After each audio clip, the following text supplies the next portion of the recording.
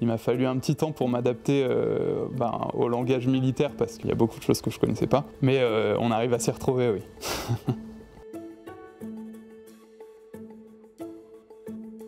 Le camp de la Valbonne, c'est deux choses.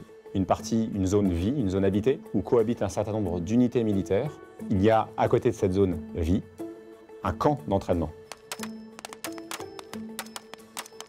Quand on a 1600 hectares de terre en pleine de lin, il n'y a pas d'autre solution pour le préserver que de l'ouvrir à des programmes extérieurs. Une alliance avec le Conservatoire d'espaces naturels et la Fédération de chasse permet de valoriser quelque chose d'intéressant pour le camp de la Valbonne.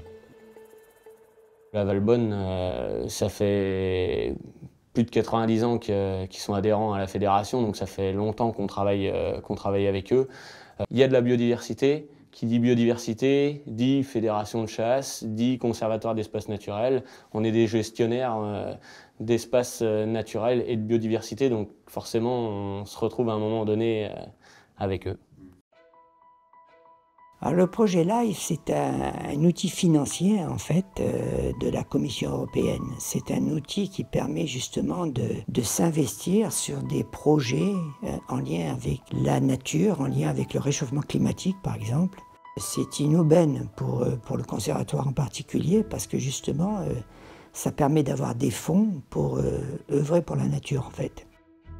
Le travail avec les militaires, c'est quelque chose de très simple en fait. On a toujours certains interlocuteurs qui sont très spécialisés, dont c'est la mission justement maintenant de s'occuper de la nature, de s'occuper de l'environnement.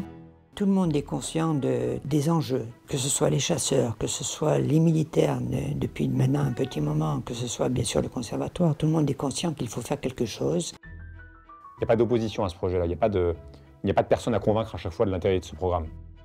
Ça fonctionne par l'intermédiaire d'une équipe qui est dédiée au régiment. C'est-à-dire que moi j'ai un certain nombre de personnes, officiers, sous-officiers, militaires du rang, donc sur les 3 catégories de militaires un petit peu, qui sont dédiés à l'entretien, la gestion du camp. Ça demande effectivement un peu de travail, évidemment, mais je crois que l'enjeu vaut le coup.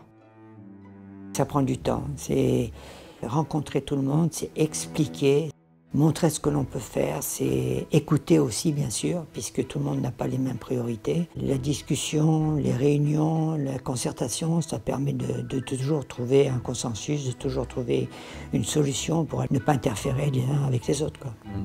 Qu'effectivement, en apparence, arriver à faire converger les intérêts d'une fédération de chasse, du conservatoire des espaces naturels et puis des militaires, je crois que personne n'aurait peut-être signé au départ, en tout cas des gens qui ne connaissent pas le sujet. Et pourtant, quand on connaît, je vous assure que le législation qui me vient finalement, c'est évident plutôt qu'audacieux.